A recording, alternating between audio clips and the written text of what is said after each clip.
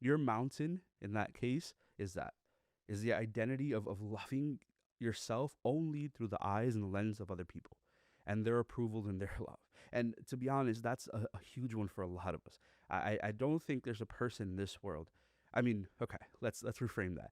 There are few people in this world who have done the work to heal and to grow and consistently do the work because healing is a lifelong process. It's not something that we're going to sit here through a podcast episode and be walk out of this completely healed and fixed and there's no problem. No, you're always going to have to remind yourself. You're going to have to rewire your brain. You're going to have to grow through these things that you're going through so that you can actually authentically heal. There's few people that would be in this process and have this all figured out. We see ourselves through the lens of how we've allowed other people to love us. We see ourselves through the things that we've allowed people to say and to create in us. So our mountains for a lot of us is not necessarily the things that we have to overcome, but it's in our mind at least. It's the lens of the way that we've seen people see us. And I need you to understand that people struggle to love themselves. Like other people struggle to love themselves. What makes you think that their love and validation is going to make you love you more? If your mountain is that, if your mountain is the perception of how people see you, it's the lack of understanding of that, you're going to struggle. We're going to stay in this.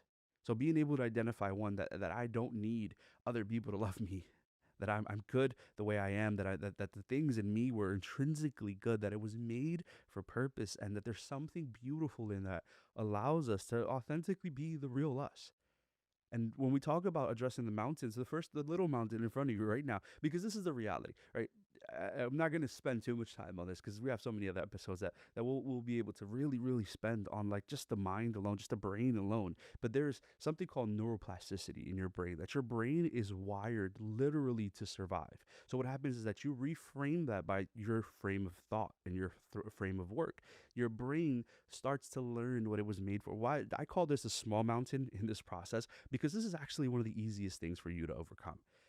It's a process of identifying what's real and what's not, and saying to yourself, is this something that's actually worth weight in my life, or is this something that I'm just repeating because I've been conditioned, because my brain is conditioned to repeat this. Neuroplasticity is the rewiring of your brain. It's rewiring of the things that you do, or the exercises that you create, or the instruments that you play, but also the words that you believe. What you constantly say in your life is the one thing that's going to stick.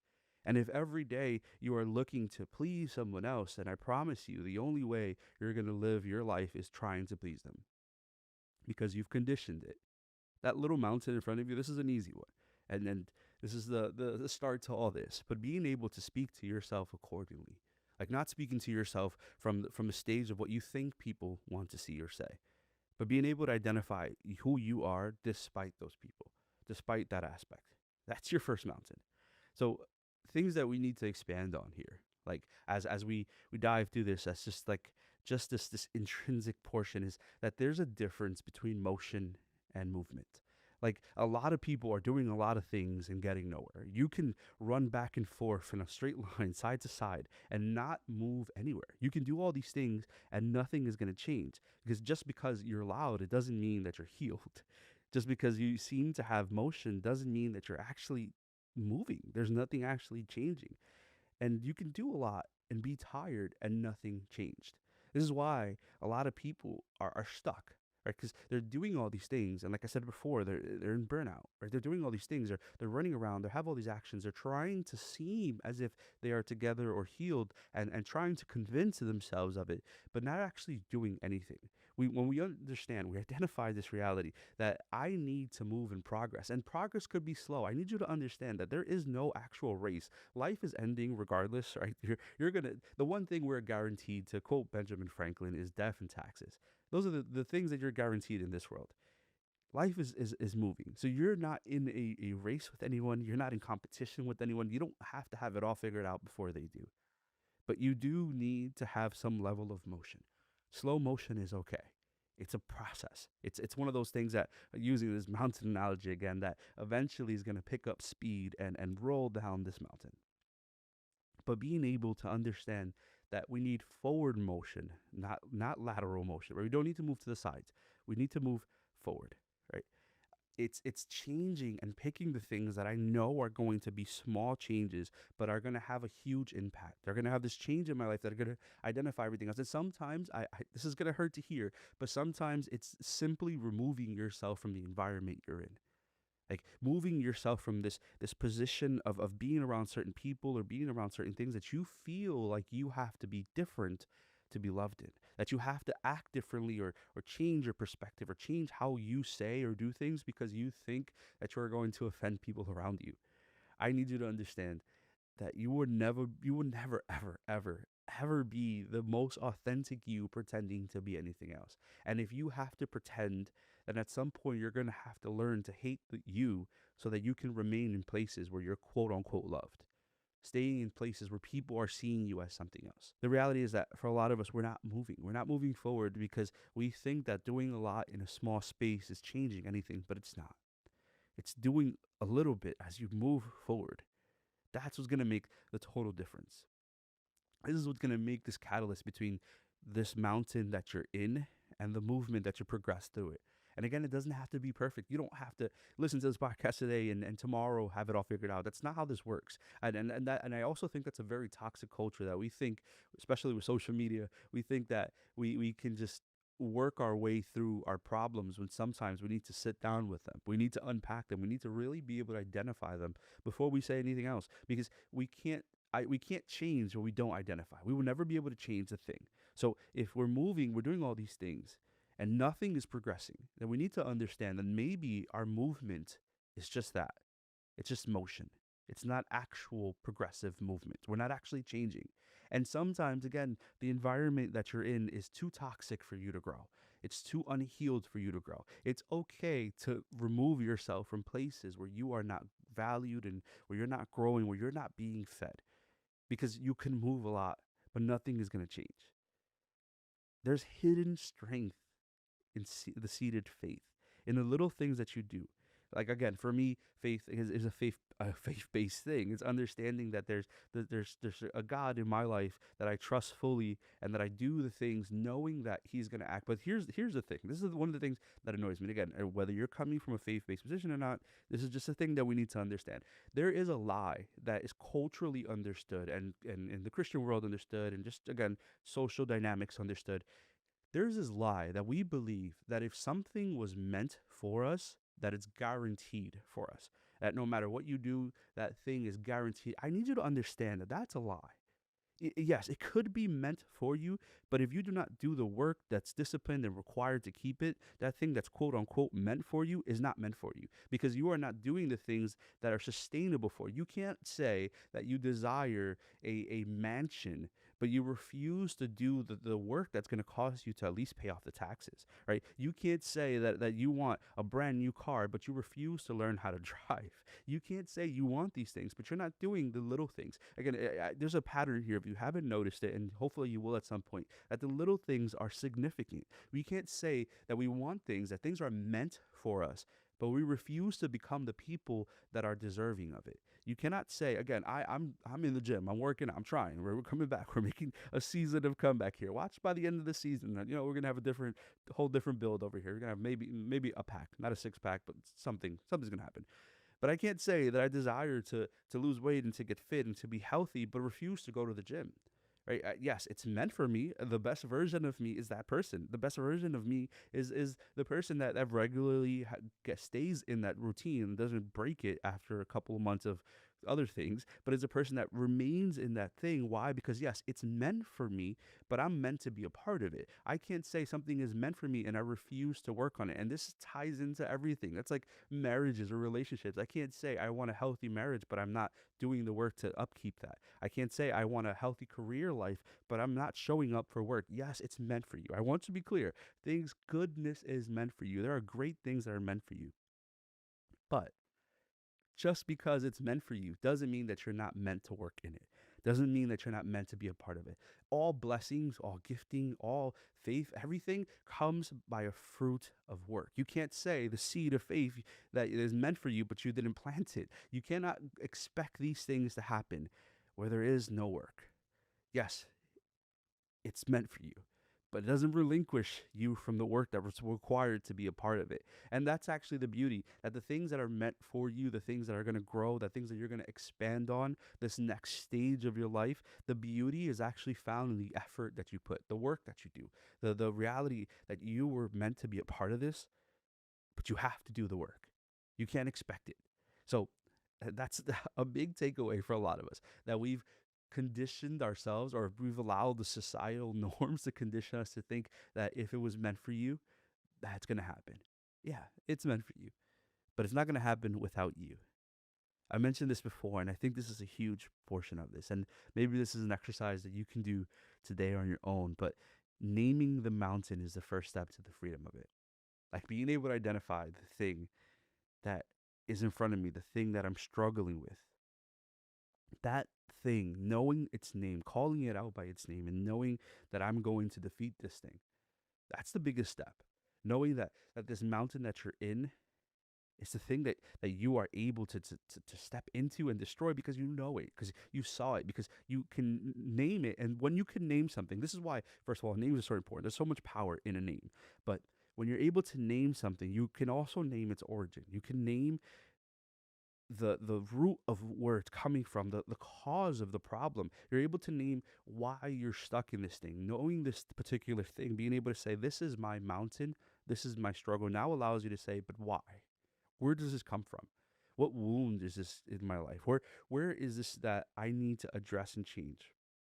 And knowing that now you can change that thing by knowing where it started, going back to that point. Because we need to understand that healing does not mean that you return to the wound, but it means that you learn to grow and build out of it. It means that you use the thing that was meant to kill you, and you create that thing into the best part of the story. You're saying that this thing that was a mountain in my life is now the reason why I'm at the mountaintop, because I was able to stand on it. I was able to grow from it. And I think that a lot of us struggle with this particular portion of our lives. We struggle with moving past things. We struggle with healing. We struggle with that progress because we've created this almost glass ceiling, that we say that, yes, I can do all these amazing things, that I have all this gifting and all this purpose until I get to this point, until this childhood wound comes up, until this breakup comes up, until this identity crisis comes up, until this part of me that I can't heal, that I feel hurt, and until that part comes up, that's my limit. That's where I can't do anything else. And I need you to understand that that is a lie. That is one of the greatest lies that a lot of us have believed. We believe that our limits are limited by our wounds. We think that the things that we're in, that the progress that we're making or lack thereof, is only identified by the things that have been done to me, by the person that I've been told I have to be. You have this amazing freedom. There's so much gifting and understanding that you are not limited to your wounds. And being able to work through these, right? Identifying that thing and saying it and calling it by its name, is being able to know that this woundedness, this thing I've been stuck with, is not me. It's not who I am. It's not the place that I'm in. Knowing that I'm able to identify that wound, and now I'm able to grow and heal and grow through it, because again, it's not about changing it, where we can't change the past. You can't keep dwelling on the things that have happened and expect to be happy today. You can't keep reliving the same pain and then getting mad at the fact that you're living it now. You're going back to that thing, and it's become a stumbling block for a lot of us. It's become the biggest mountain that we have, because we keep going to the base of the mountain and staring at how huge this thing is. And I'm a very big person on imagery, and I do want you to imagine that this is a reality, that we go to the base of this, where it happened, and we look up and we say, wow, because of this, I can't get over this. This mountain that I'm in, it's never going to change because of that one time that thing was said to me, or the multiple times that thing was said to me, the thing that I'm stuck in, that this thing stops me from being the best me.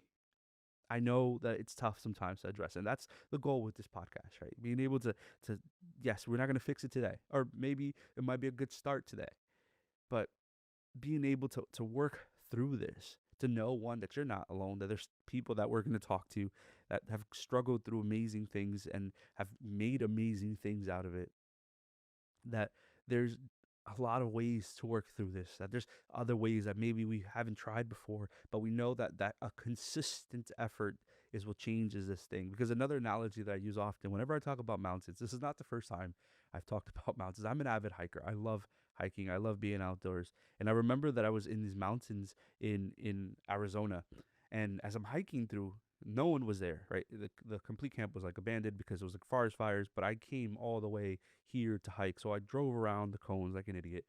And I remember I was hiking and it was 112 degrees, and I was at this point I was exhausted and drained, and I really wanted to find this trail. And I started hiking up the mountain. I jumped off the side of one, and my leg kind of missed the ledge, and I began to fall down the side of this mountain. My whole stomach was just cut up and bleeding, and like my chin was bleeding, and all these things. And what happened was that I hit a branch, and the branch wedged in between two rocks and stopped me from dying. Yes, I found the trail. Yes, I'm alive. Because obviously, if I was a ghost, this would be really weird. But I remember in that moment just thinking of the fact that I nearly died because I was trying to find the easy route. I was trying to find a shortcut to the thing. I need you to understand that sometimes there is no shortcut. That the only way we heal, the only way we grow, the only way we get to that amazing trail, despite the difficulties, is by taking the long path. And there is so much beauty in being able to see everything that that path has to offer. For some people, we think that there needs to be a quick fix. We think that this healing stages, this mountain of mine, that there is an easy trail. And then sometimes, depending on the mountain and the things that the person and the things that they've gone through, sometimes, yeah, we can say that there is quote unquote an easy trail for them. But there's still things in other mountains that we have to start at the base and go the long route and enjoy the scenic view. So our goal here is that our goal is to be able to identify that mountain, being able to know that you don't have to have it all figured out today, that it doesn't have to be perfect, that there is no need for you to feel like everything is just exactly how it should be. It's okay to live in the chaos sometimes, that it's okay to be able to unpack those things and understand that, yes, chaos is a part of the story. We need to know that just because we're doing a bunch of things doesn't mean we're changing everything. And being able to identify that mountain is what's going to help us. And as we unpack this series, first of all, thank you for even listening to this episode, for being a part of this.